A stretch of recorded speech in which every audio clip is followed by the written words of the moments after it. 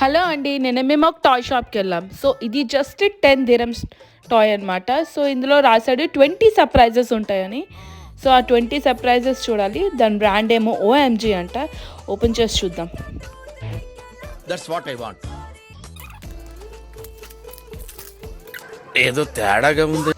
20 surprises అన్నారు.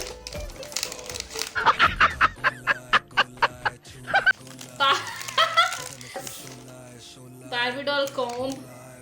అయ్యో ఇది ఆడపిల్ల ప్యాకేజ్ తీసేసుకున్నాం మనం.